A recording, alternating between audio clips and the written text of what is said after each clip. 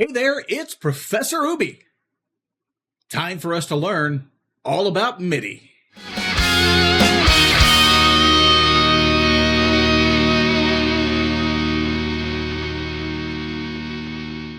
Hey everyone, welcome back to the channel. Today we're going to dive into how I use MIDI to control my guitar chain while I'm playing live on stream. First though, before we get into that, let's break it all down.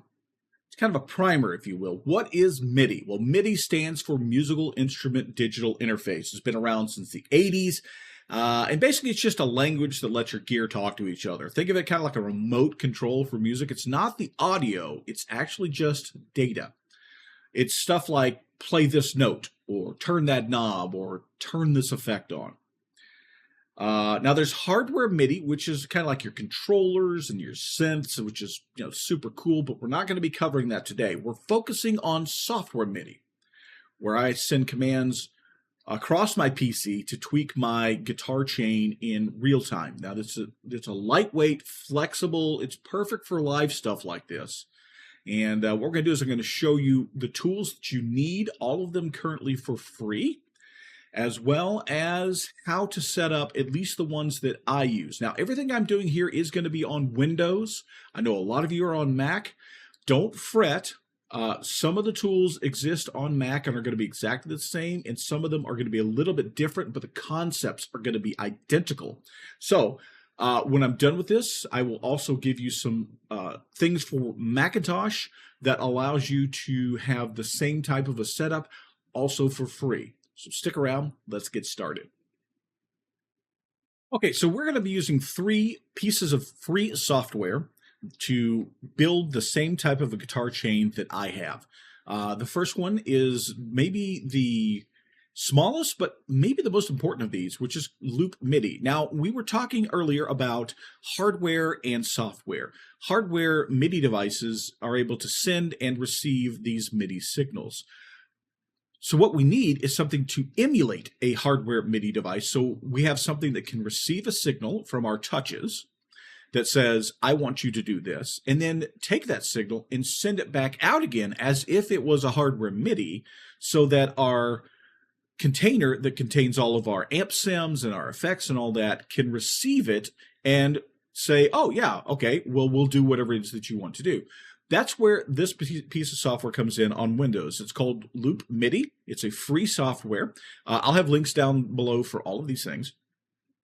And it's a very simple piece of software that once installed, you can go to the website, download it, and unzip it because it comes as a zip file, and follow the installation instructions on that. Once you do so, you will get a window like this, which is loopMIDI. And I believe, if I remember correctly, it comes with a port already pre-set up for you, which is the loopMIDI port. If it doesn't, it might be empty on this screen, in which case all you need to do is go down here to new port name it whatever you want, and hit the plus button, so it'll add a brand new port in there just like that. And again, you can name it whatever you want. It doesn't have to be loopMIDI port. Mine is just set up this way because that's what I initially had. I'm going to go remove that port because we don't need it. Now, that does mean that you can run multiple ports, which means if you have multiple pieces of software needing to use MIDI from a software side, that allows you to separate them out so that MIDI commands go to only the ones that you need them to go to. But we're going to just use the one port here, a loopMIDI port, and once that's done, we're going to set that up to the side there. Now, there is a number up there. You see where it says total data 8. That means that I have sent 8 bytes of data through MIDI. That was my test earlier, just to make sure everything was working.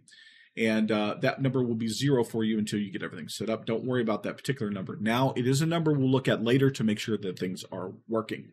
So with that in place, the next thing that I like to set up is going to be Touch Portal. Now, Touch Portal is a free software that exists both for Windows and Mac and Linux as well.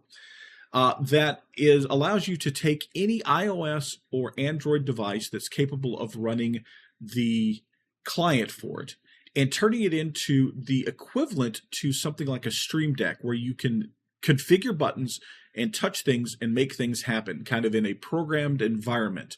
Again, it is free. The free version gives you up to 2 screens of buttons. If you're like me and you need more, it's very affordable. It's a one-time $15 fee, and you can have an unlimited number of screens. But just for setting up and working just with your guitar, 1 screen is all you need.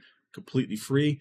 You can go to Touch Portal site, download it, and follow their instructions to install it. Once you've installed it, it's going to look something like this. Now, it won't look like this out of the box. This is my actual live guitar screen where I have all of my various tones and THUs set up in here. I have some effects that I can toggle on and off. And I have some buttons down here that are not currently in use, but I do have a pitch shifter, which allows me to change the way my guitar sounds for a tune. This has nothing to do with my guitar. Obviously, this allows me to mute my mic, and this lets me go back to another screen. Because I do this live, I have another screen that I use to control the live. But this is what a total eventual goal is going to be, and it's going to look something along the lines of this and that, and it's all complex and scary, but we're going to break it down piece by piece. Now, what will most likely happen when you first start up is you're going to have a blank screen like this, which is just fine. This is a blank screen that has room for 4x2 buttons, so 8 buttons in here. If you decide you need more buttons, you can change the grid size and give it more or less buttons. You can play with all sorts of things to make it look the way you want it to look. But right now, this is what it is, completely blank. Now, what we're going to do is we're going to build ourselves a button. But before we do that, out of the box, Touch Portal does not have the ability to do MIDI. So you're saying to yourself, Ubi, why the heck are we using it? Well, the reason for that is actually very simple. Touch Portal is expandable. It has lots of free plugins. Now, in the old version, you had to actually go and find them on their website and follow a bunch of instructions. It's a little easier to find them nowadays. In Touch Portal version 4, they've added a Marketplace tab, and in the Marketplace, you can find the plugins right there. There's all sorts of plugins that you can add into Touch Portal. If you start using it, you can use it to control things like I use it to control my voice meter, which allows me to change audio, mute things, change their levels and those sort of things. I have it. There's Discord that you can have it, Spotify, all sorts of other things that you can have it help you control and interact with on your computer. And for me, what I need is right here, Touch Portal MIDI plugin. It's a plugin that allows you to send and receive MIDI commands from Touch Portal, which is exactly what I need, and what you'll need if you're setting this up as well. So what you'll do is just find this in here, hit the More Info button, and that's going to pop up their website straight to the Touch Portal plugin for it. And on this one, there is tells you what is supported. This one is supported both on Mac and on Windows, which is great. It's exactly what we need. And you click go to website, it'll take you to the website of the plugin itself, because these plugins are made by third-party creators. Now, if they're on that screen we saw back there, if they're on their marketplace, it's already been vetted by Touch Portal. These should be safe for you to use. There are other plugins out there that may not be off of this. Use at your own risk. But on this screen, you will see the information here. There's a download button, which allows you to download the plugin.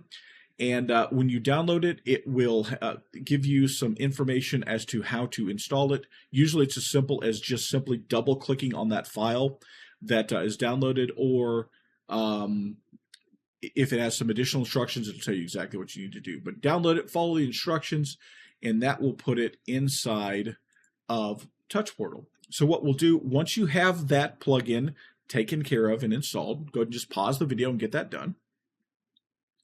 Now that you're back, what we'll do is we will just click on one of these squares here, and this will open up the button editor. Now, what we're going to do is we're going to create a test button here, and we're just literally going to call it test button.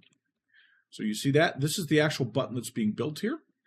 And if you click over here under background and tell it to visible background, you can actually see the button's background. You can even give it a little bit of color to make it a little easier to see. And when you hit save it, you'll see we have a button over here. And again, you can make additional buttons, but we're just using the one right now. Now, if you have your phone app already open and connected, it's going to look something like this. That's my phone over there. So when I can touch the button. Button doesn't currently do anything because we haven't programmed it, but it exists, and this is what it looks like on the phone right now. It looks like pretty much exactly what it looks like on your screen.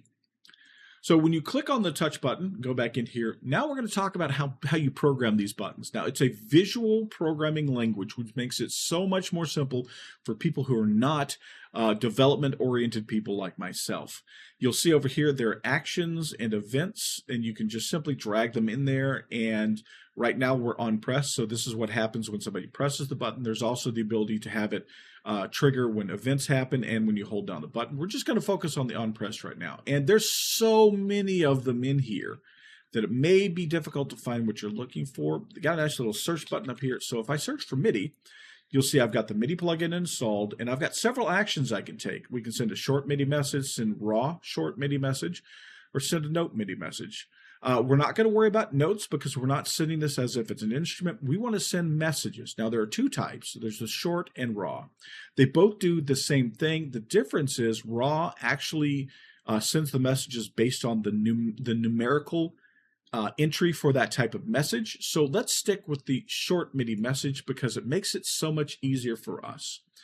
Now, in here, you will see it's got send short MIDI message to and a drop-down field. When you hit that, it's going to show you all the MIDI devices your computer has. This list may look different for you compared to what you have installed on your computer versus what I have installed on mine, but the important part is we should see that port from loopMIDI that we set up, and indeed we do. So that's the one we're going to select because we're going to want to send that message out to loopMIDI. Now the command is going to be what type of message we're sending. There's lots of different commands that MIDI can send. The ones we're going to worry about specifically is the program change command. That makes our life so much easier because it's a much more simple command structure that we can use. Now, we also could use the control change, and you can set that up if you need a more advanced setup where maybe you actually want it to turn a knob specifically on the particular effect that you have or maybe the amp you have, and you want to be able to play with the knobs individually in your setup. It can be done by using control changes. We're not going to do it that way because the way I have mine set up in a live environment, I have things preset the way I want to, and I just want to hit a button to switch to it. So that's where program change comes in. We're going to use a program change, and then you'll see several things over here. We have channel, data 1, and data 2. The two that we're going to worry about are channel and data. Channel, there are up to 16 channels in the MIDI chain so that you can send program changes that only affect certain items. The data is the actual thing that we're sending. For example, program 1, program 2, program 3. So what we can set up is we want to send to channel 1, data 1, which would be a message to send program change on channel 1 to program 1. This is important because once we get over to how we interpret those on the other side, we need to know this. Now, there is one caveat I want to throw in here. Some programs are a zero-based program, which means they start at 0 and work their way up to 15. And some programs are 1-based. They start at 1 and work their way up to 16. This can trip you up a little bit. I will tell you Touch Portal's version is a 0-based. So if we send 0, it's going to send 0. If we send data 0, it's going to send 0.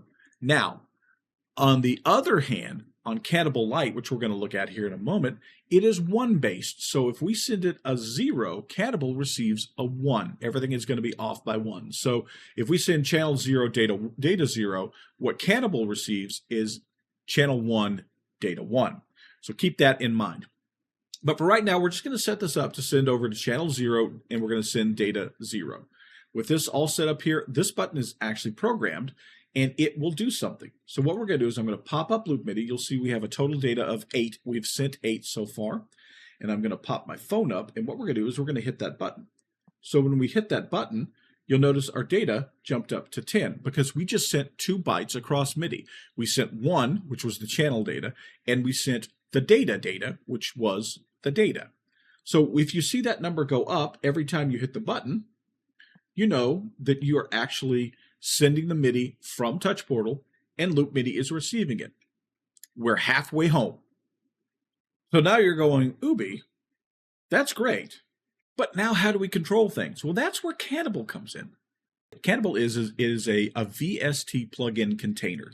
It is a program that allows you to put a bunch of those plugins, your Amplitude 5s, your THU amp sims, your Nadir cab sims, your M delay and M reverb, all these effects, all the things that you may use in a DAW, but you don't need a DAW because you're not recording. You need something lighter when you're playing live. This allows you to load all of those things up and just run your signal through it and send it out. So that's what I use to prevent needing to pull up Cakewalk or Reaper or something like that to put my guitar effects chain together. So again, there is a free version called Cantabile Lite, and Cantabile Lite works great. It allows you to install all your VSTs, run and route your chains like you want to, and you can do some pretty sophisticated and awesome setups in it. I've shown that in other videos where I've set my chains up in it. And it also allows you to receive and run MIDI, which allows us to send changes into those plugins that receive and can take MIDI commands. So with that said, go grab Cantabile, get it installed, and load it up. Go ahead and pause it, get that going, and we'll take our next step from there.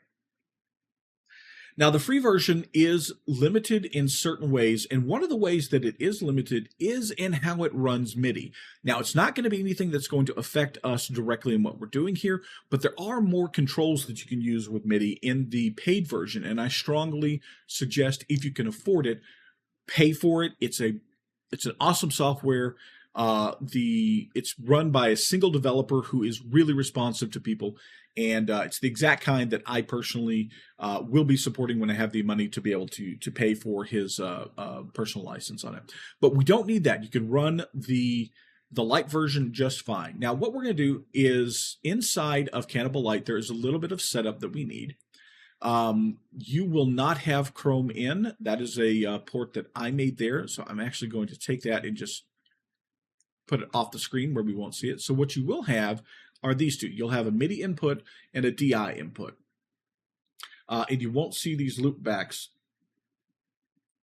on here. And there we go. Just set that back up again. So you won't see these loop backs. What you will see is you will see main speakers and MIDI out. I think it'll be something along those lines. But the ones that we care about are going to be the MIDI input, the DI input, and our main speakers. Now, you will need to set up Cantabile when you first set it up. That is a totally different video, and you can actually use their instructions for getting everything set up to get your system set up correctly.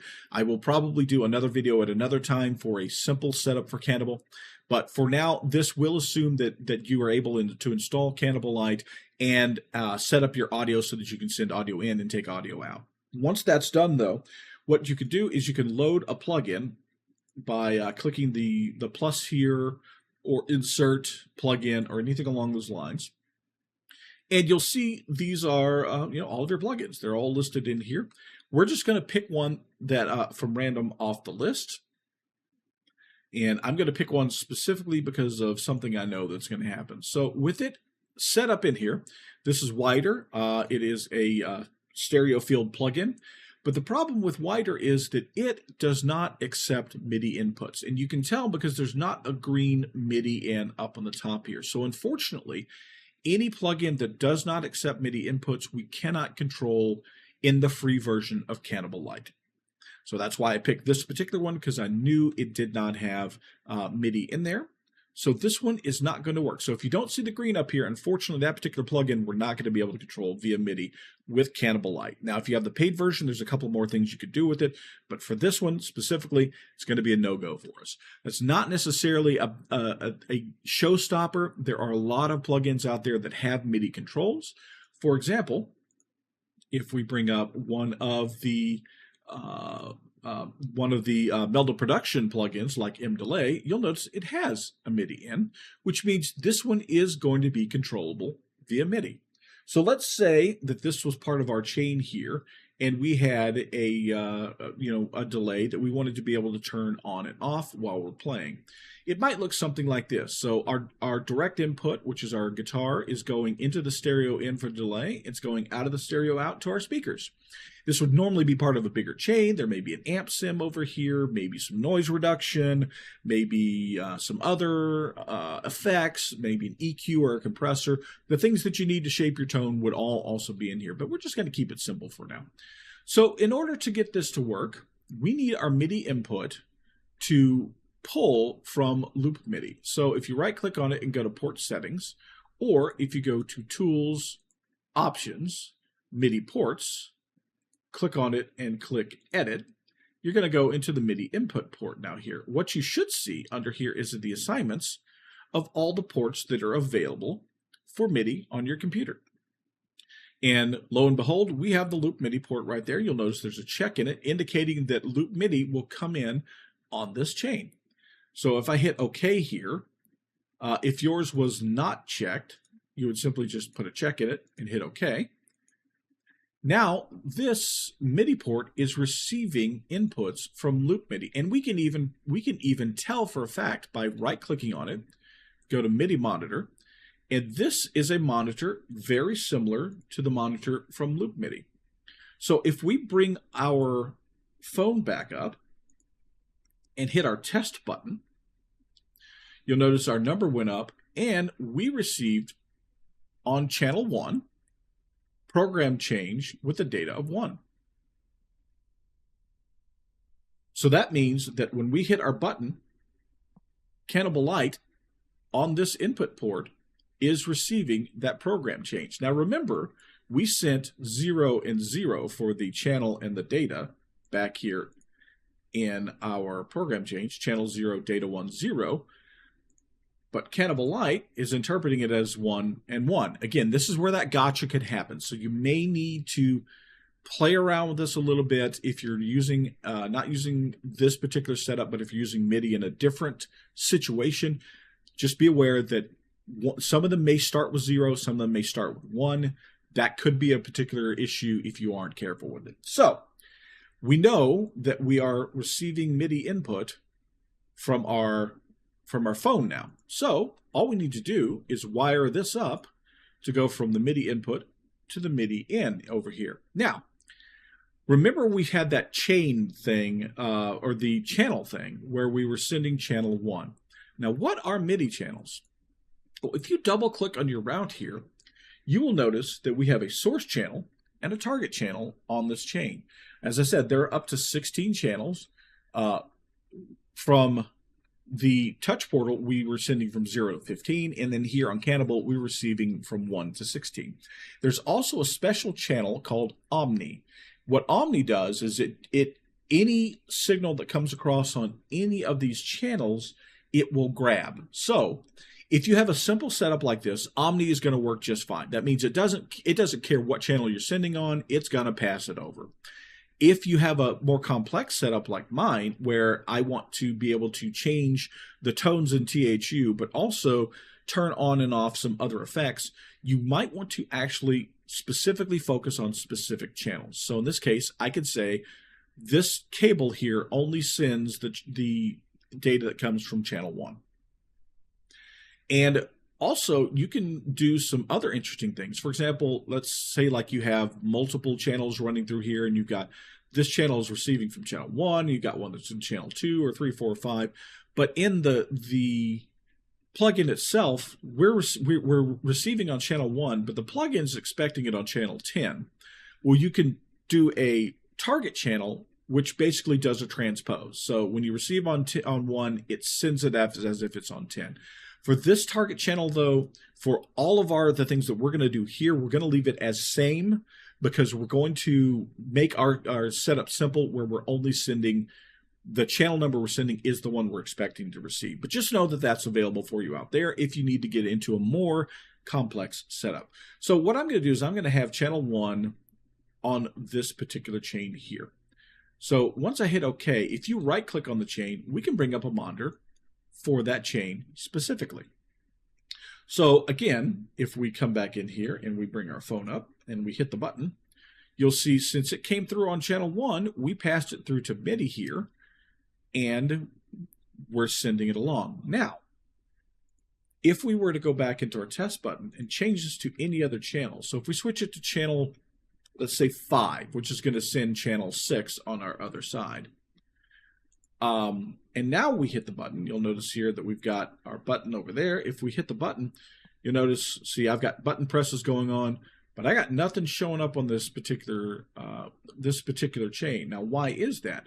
Well, if we look at the inputs MIDI monitor itself and bring the chain up, you see how it says channel 6 because we sent channel 5 from the other one. We add one to it, it turns into channel 6. Since channel 6 is not part of channel 1, it doesn't get passed along this chain. Now, if we were set to Omni and hit OK, and we monitored this particular chain, and we brought our phone up and we hit the button, you notice it sent it along, and it even says it passed it along, and it says it's still from channel 6. So all this really is a filter to say, hey, look, only send me over the channels that are selected. And you can hold control and select multiple channels if you want. In this case, though, since we're specifically going to talk to this one on channel 1, we only care about 1. So we're going to hit OK. Now, M-delay is a delay effect. It's literally what it is in here.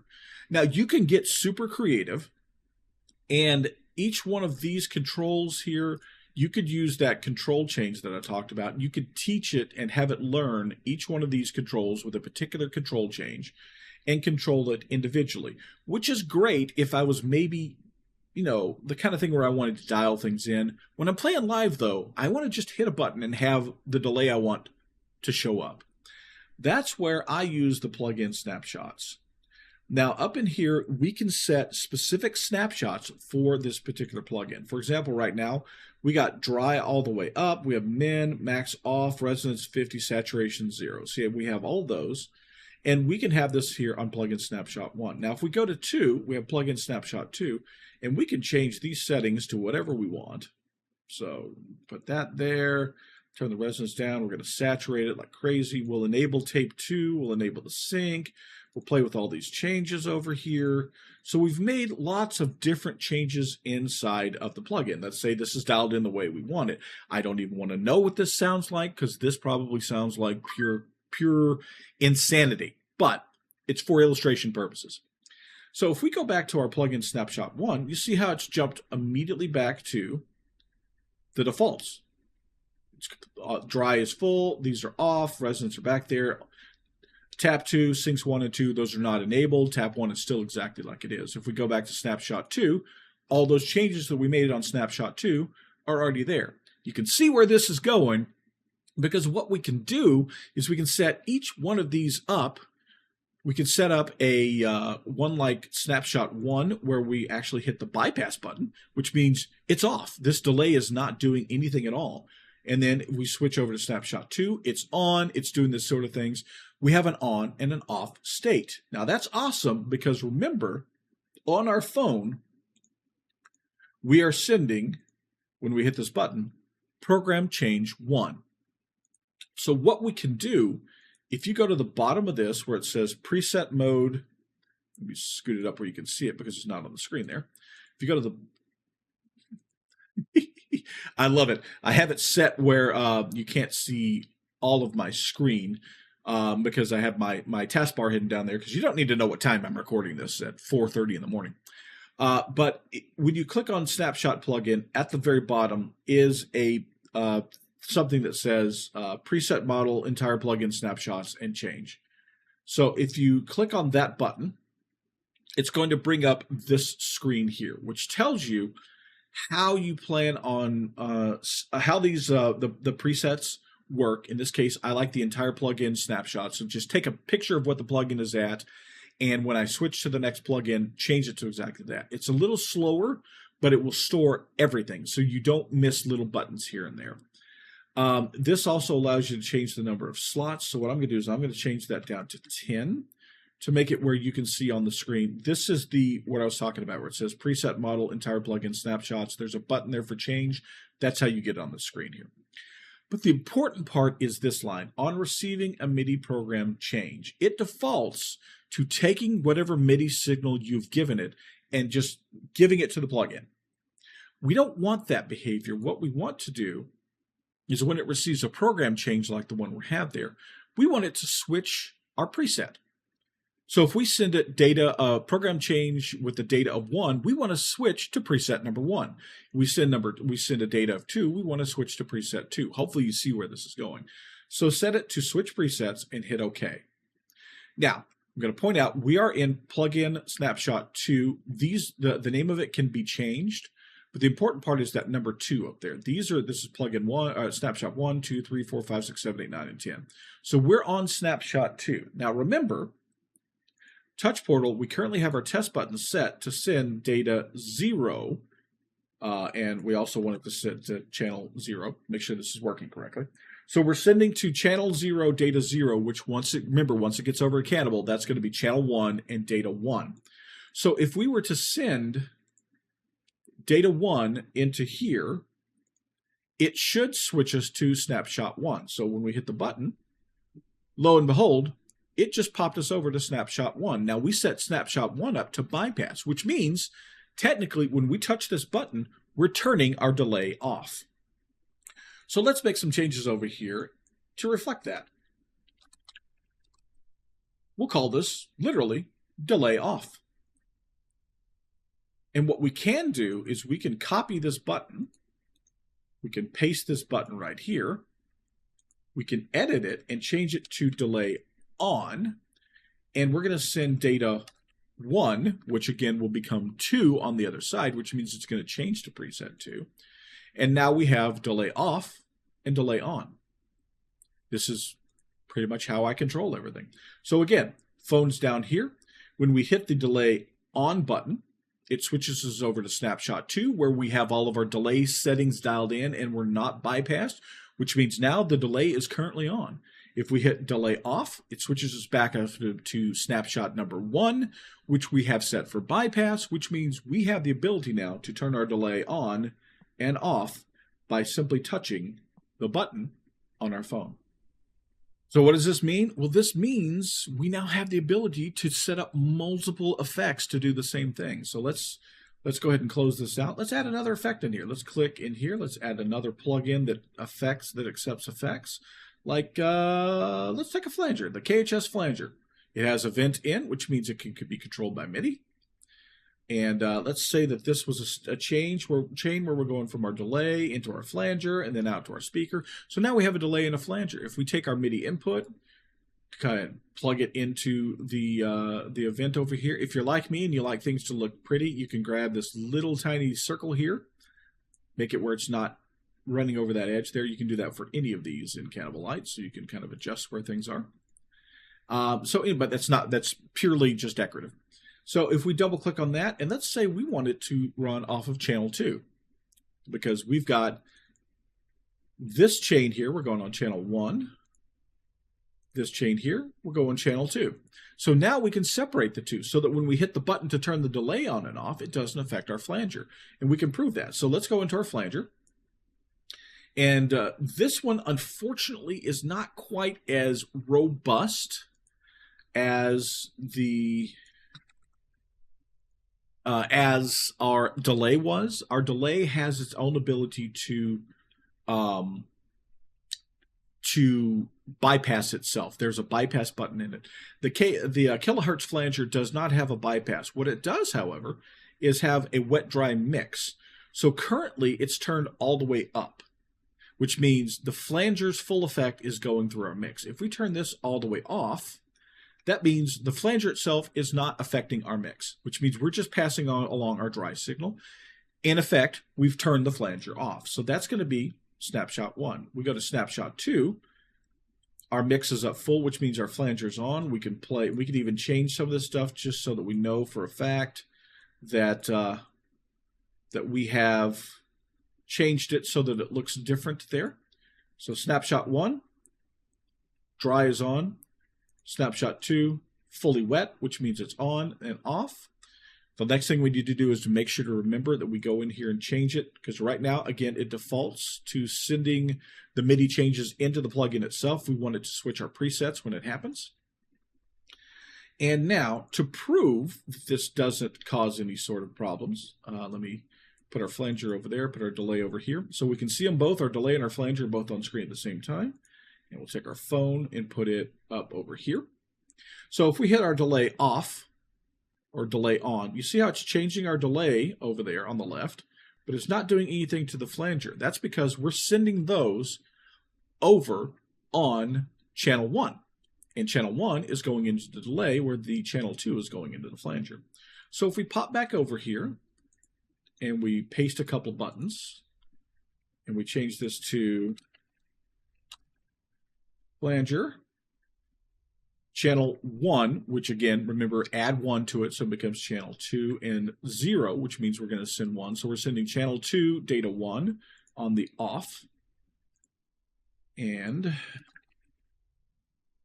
flanger on, 1 and 1, so we're sending channel 2 data 2, which is going to be our on state.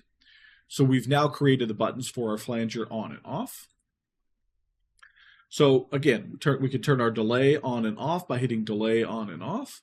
We hit flanger on, flanger off. You see how it's changing the flanger there? So we now have both of our effects are absolutely controllable, and they're independent of each other. So you can turn one off, one and on without affecting the other one.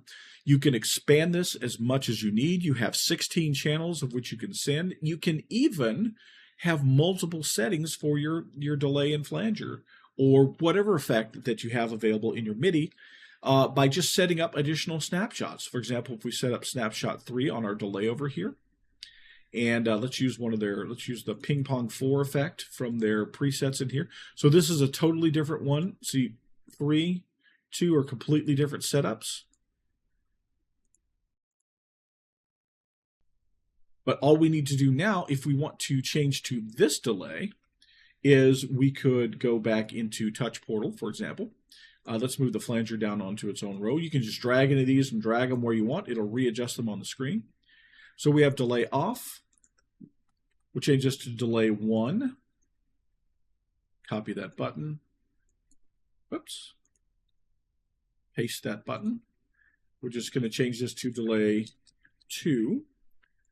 And instead of sending program 1, which again is going to change it to 2, we'll send program 2, which means it's going to change it to 3. Again, super confusing, and I apologize, but I have no control over that.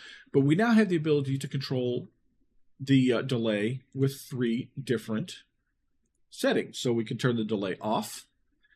We can have delay setting number 1, and we can tap delay 2, and you see those are 2 totally different delays. And we can turn it off without affecting the flanger. So you can get as creative as you want with any of these sort of things. And it works for anything that receives a MIDI in. So for example, let's say that we wanted to use our amp sim. Let's go with Amplitude 5CS. That's the free amp sim that's available out there from IK Multimedia. Nothing wrong with this amp sim. It's pretty solid, pretty stout. So let's say that it is in our guitar chain. Takes a little while to load because it's a little bigger.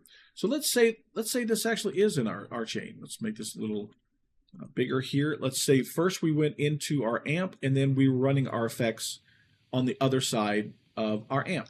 So like so. Let's just do this to make it a little easier to see these. So we got that. So again, we would just take our MIDI, run it into the MIDI here. We'll give it its own chain. We'll put our guitar, we'll say on channel 3, easy enough. Go into Amplitude itself and set it up. So here we've got their default setting, which is a Brit 800, which is JCM, or Brit 8000, which is just a stock JCM 800 cab. As a matter of fact, I'll dial up the Kona so you can hear it, so we can hear that it sounds like it does. We're going to quickly turn off the effects.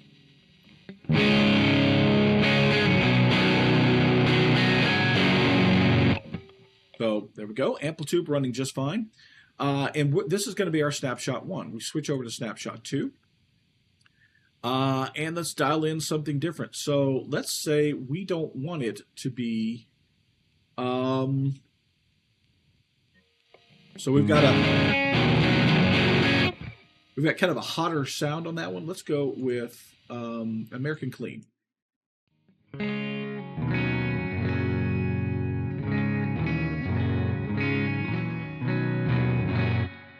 So there we go. Let's say we want we have our clean on 2 and our distorted on 1. So now with those set, remember we have to set our plugin snapshot to go into our change here and make sure that we're sending the MIDI program change to our to change our presets. And now we can change our presets in Amplitude. So let's go back over here and we will copy both of those at the same time. And we will paste these two together. So we'll say amp crunch. This is going to be on channel 3, which is 2, which becomes channel 3. And we're going to send 0, so that we'll send preset number 1.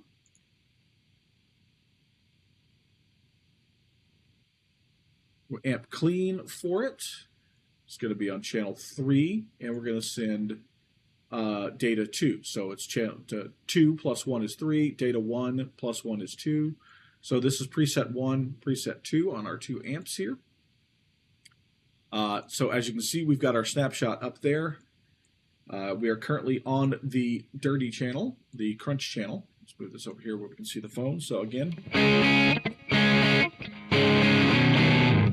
and I realize I did something on this one.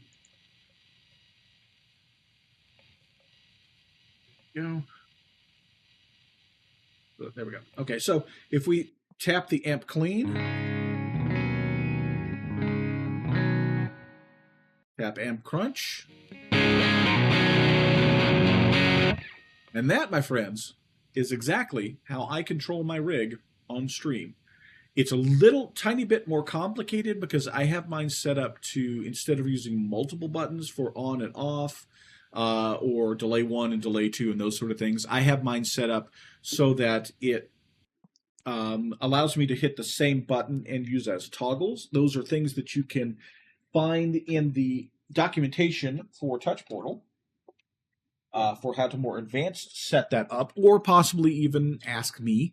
But yeah, that is how to use Touch Portal, loopMIDI, and Cantabile Lite to control a live sound for your guitar chain on Windows. All right, so since I do know that we have some Macintosh users, you're going to need some alternatives. Unfortunately, loopMIDI and Cantabile Lite are not available on Macintosh. Touch Portal is, though, so everything that I did in Touch Portal, absolutely you can use exactly as is on the Macintosh version. Even the plugin for the MIDI is available on Mac. So let's look at loopMIDI, which is our important virtual MIDI cable. Basically allows you to communicate internally for MIDI without having a physical device. Mac has an actual integrated solution. You won't need a third-party software. They have the IAC driver, which is the inter-application communication. It's built right into Mac OS. You can go into Audio MIDI Setup, which you can find under Applications and Utilities. Enable the IAC driver, and it'll allow you to create a virtual port, just like we did with that loopMIDI port. Once you've done that, everything that we've done for loopMIDI can now be used for whatever you name that virtual port. It's going to work exactly the same as what we've done here. Now, we run into a little bit more of a problem with Cantabile Lite. There isn't... Cantabile Lite does not have a Mac version. Cantabile itself does not have a Mac version, which is sad because Cantabile is an outstanding VST container. There are some potential things that you can do. There is MainStage. It's actually by Apple themselves, and it's kind of the go-to for live. Unfortunately, that is not a free one. I believe it's like $30. It is very similar to Cantabile Lite, though. It is a beast for handling VSTs. It can handle MIDI mapping, and it integrates directly with core audio. There is a free option out there I've never used, but I hear it will work. It's not quite as polished as MainStage, but it's called CushView Elements. It's an open source, lightweight VST container. It lets you change VSTs and supposedly allow you to use MIDI controls. I've never used that myself, so I don't know the specifics for getting it linked up with IAC and using the virtual port, but I'm pretty sure that it probably has documentation that can help you along with there for getting that set up. And if you try to get it set up and it doesn't work properly for you, reach out to me and we'll see if we can figure it out. But those are options that are available so that you can do the same free type of a setup on a Mac as I do here on Windows. So that has you covered on that side as well. So there you go. This was a long one, and it was kind of technical. Hopefully I've described everything in a way that is understandable for you so that you can at least have an idea of how I perform that magic of being able to change my guitar tones on my live rig, completely digital rig, while I'm streaming. Now, I also have other things that are set up on Touch Portal, so I'm able to control my my scenes and OBS and my sounds and those sort of things. But as far as my actual live guitar sound, I have it set up so that I can switch between various presets where I've got my my chains set up the way I do. I can add and remove effects. So some of those chains, some of those tones that I've set up, you know, maybe I want to throw some chorus on it or some delay or those sort of things. And yeah, so if this gave you any bit of help, if it cleared up anything for you as to at least what MIDI is even about or how you can use it, or gave you some other ideas on things that are out there, then I strongly suggest you reach down there and hit the like button. And if the content is something that really helps you, and these are the kind of things that you want as a musician who's looking to work on a budget, find ways around things, then subscribe, because you're going to have lots of that stuff coming in the channel, and we've got other stuff before it. And more importantly, down in the comments, if you're confused, if you have questions, if you do set this up and you want to tell me about something cool you found, put them in the comments below. I respond to all of them. I love hearing from you. So thanks for hanging out with me today and getting through this marathon session. Hopefully Professor Ubi smartened you up a little bit, and we will definitely keep on rolling. Embrace that suck. Keep producing, keep filming, keep playing, keep getting better every day. Make yourself slightly better than you were yesterday, and you're winning on this guitar journey. And thank you very much for being on mine.